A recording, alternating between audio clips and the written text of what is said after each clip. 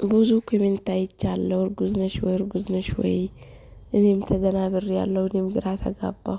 በቃ ለቼክአፕ እንዳላችሁኝ ሄጄ ነበረ። ሙፈአጃ ሰላም አለይኩም ወራህመቱላሂ ወበረካቱ።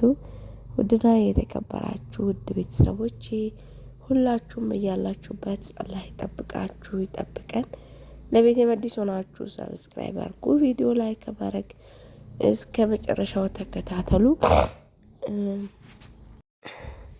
እና በዚሁ አጋጣሚ ማለት ነው የራሳችሁ ቤት ያላችሁ የራሳችሁ ግቢ ያላችሁ ሰዎች እና እህቶቼ አትሸወዱ፣ እንደኔ ማለት ነው።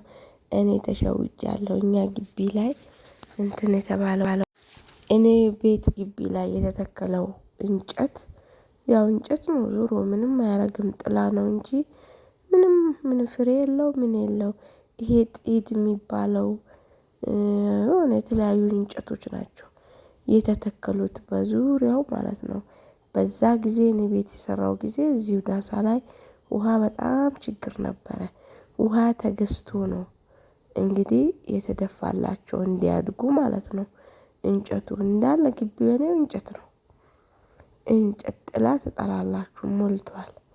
እና ያንን እንጨት ብር ተከፍሎ ለውሃ ከምታሳድጉ እንደዚህ ፍሬ ያለው ነገር አሁን ላይ ሰው ገበያም ላይ ያንን እኔ የተከልኩትን አይነት ገዝቶ ሲሄድ በጣም ነው የምናደደው። ወላሂ ለምን ብትሉ በቃ ከጥላና ከእንጨት ውጪ ምንም ጥቅም የለውም።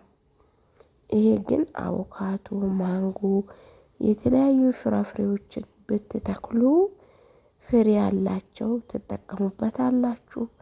እንዲህ አሁን ይሄ የቤት ነው ወላሂ ይሄ የቤት አቮካዶ ነው። እኛ ግቢ ሳይሆን ያው ሰፈር ላይ የመጣልን አቮካዶ ነው ማለት ነው። ለዛውም ያልደረሱት ትንንሾቹ ናቸው። በደንብ ሲደርስ ደግሞ በጣም ትልልቅ ነው።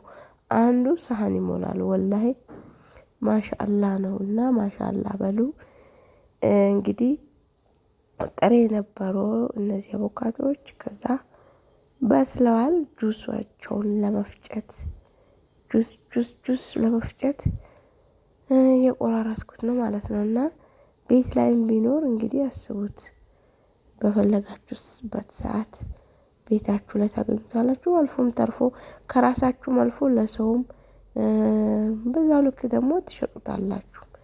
ቤታችሁ መጥተው ነው የሚረከቧችሁ እነዚህ ፍራፍሬ ያላችሁ ሰዎች ማለት ነው። እና አሁንም ቢሆን የራሳችሁ ቤትና ግቢ ያላችሁ ፍሬ ያላቸው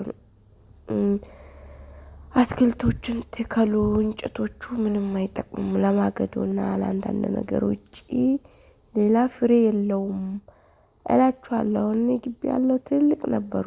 ፍሬ የሚያወርዱ ነገር ቢሆን ይሄኔ ዝም ብሉኝ፣ ተውኝ በቃ በእነሱ ብቻ ቢዝነስ መስራት ይቻል ነበር ማለት ነው። እና አንድ አቮካዶ ስንት ነው? ከ20 ብር ያነሰ የለም። ትልቁ ማለት ትንሹ 10 ብርም አለ። እነዚህም ትንሾች ናቸው። 10 ብር 15 ብር እንደዚህ ነው የሚገዛው። እና ለማንኛውም ትከሉ። ማንጎ፣ አቮካዶ ምናምን ሙዝ፣ በተለይ ማንጎና አቮካዶ ትከሉ። ፕሽ የሚተከል አትክልት ቢኖር እሱን ነው። ጥሩ ዝርያ ያላቸውን ማለት ነው። እንደዛ ነው እላችኋለሁ። እንግዲህ ጁሳችን እየጠጣን ወደ ወሬያችን እንሂድ። ወሬያችን ምን መሰላችሁ? እርጉዝ ነሽ ወይ ብላችኋል። እኔ አዎ አልሐምዱሊላህ እርጉዝ ነኝ። እና ጉሉ ማሻአላህ አላህ በአይኔ ሳይቶ እንዲያሳቅፈኝ ዱአ አድርጉ እላችኋለሁ። እንግዲህ አይቶ ከማጣት አላህ ይጠብቀን። ያው እኛም ራሳችንም የሱ ነን፣ ልጆቻችንም የሱ ነን። ብቻ ወደሱም እስከሚመልሰን ድረስ አላህ ምን ልበላችሁ ያስደስተን በልጅ እላችኋለሁ። እንግዲህ ኢንሻአላህ አልሐምዱሊላህ ማሻአላህ ቀላቀልኩት ትላላችሁ። እና አላህ በአይኔ እንዲያሳየኝ እንዲያሳቅፈኝ እንዲያሳድግልኝ ዱአ አድርጉልኝ። የባለፈው ታሪክ በጣም ነው የሚያስፈራኝ። ብቻ ያው ባላ ተስፋ አይቆረጥም። የራሱ ነው እንግዲህ የሚሰጠው የሚነሳውም እሱ ነው። አላህ እስኪ ሰጠኝ በተስፋ እጠብቃለሁ እላችኋለሁ። እውነት ለመናገር እኔ ልብም አላልኩትም። እንደው ያስታውቅብኛልም ብዬ አላሰብኩም ነበረ። አሁን ተስፋ አረኩ። ለምን ብትሉ እርጉዝ ነሽ ወይ ስለምትሉኝ ስትሉኝ ማለት ነው። እንዴ እውነት ምን ያረገዝኩ እንዴ ብዬ ማለት ነው። የሱብሃንላህ እንግዲህ አላህ በልጅ አይፈትናችሁ። በነገራችን ላይ ከምንም በላይ ልጅ የሌለበት ነገር የሚሆን ነገር የለም። ሁሉም ነገር ከልጅ በኋላ ነው። አላህ ደግሞ በልጅ አይፈትነን። በስደት እድሜያችንን ጨርሰን ተንገላተን ተሰቃይተን ምን ብለን እፎይ ላለው ብላችሁ ሀገራችሁን ስትገቡ ደግሞ ልጅን የመሰለ ነገር ካላገኛችሁ በጣም ይከብዳል። ኑሯችሁ ሁሉ መስቀልቀል ነው የሚለው። ብቻ አልሐምዱሊላህ አላህ ለኛ የጻፈው ለኛ ያስቀመጠው የትም አይሄድም እላችኋለሁ ውድ ቤተሰቦቼ። እና ብዙ እህቶች ከስደት ገብተው መውለድ አቅቷቸው ንብረታቸውን ሁሉ ነገራቸውን ጨርሰው ምንም ሊያገኙ አልቻሉም። አንዳንዱ ሊሞትብኝም እንኳን ወዳጅና ጠላቴን ላይበት እንኳን ቢሰጠኝም ብሎ የሚለምን ስንቱ አለ። አልሐምዱሊላህ እኔ ያው ሰጥቶኝ ነበረ፣ ወሰደው። አስሯሩጦ ሰጠኝ። አስሯሩጦም ወሰደው። የራሱ ነውም ወሰደው። ለምን ወሰድክ አይባልም። ለኔ ያላለውም መጀመሪያም እላችኋለሁ። እንግዲህ ስደተኛ ስትሆኑ ከባድ ነው።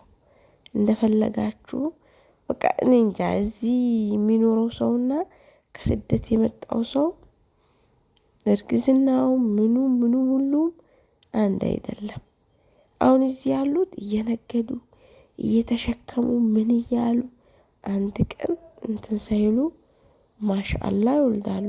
እኔ በመጀመሪያ ልጄ አንድ ቀን ስራ ሳላቆም ነጋዴ ነበርኩ። እህል ነግድ ነበረ። የገበያ ቀን ሽሮና እንትን ቦርዴ ነግድ ነበረ። አንድ ቀን ሳላቆም እንደውም ለገበያ ለእሁድ አብክቼ ከዛ ሳይጋገርም ወለድኩ እና አልሐምዱሊላህ ሳላቀው ማለት ነው።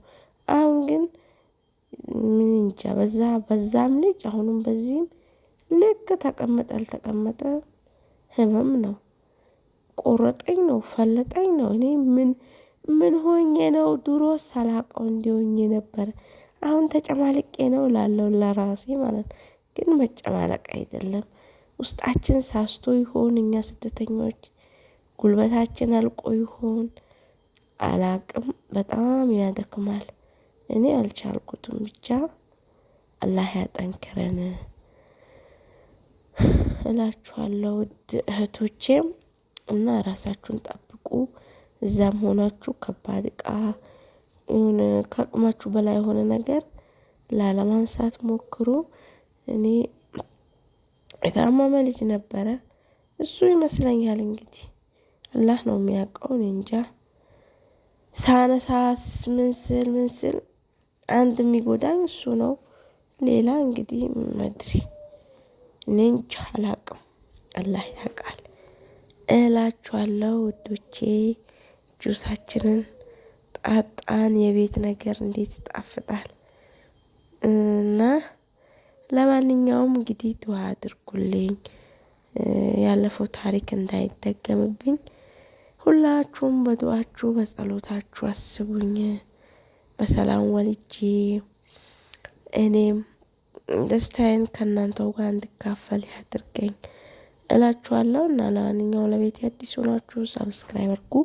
ቪዲዮ ላይክ ከማድረግ እስከ መጨረሻው ተከታተሉ እላችኋለሁ። ሰላም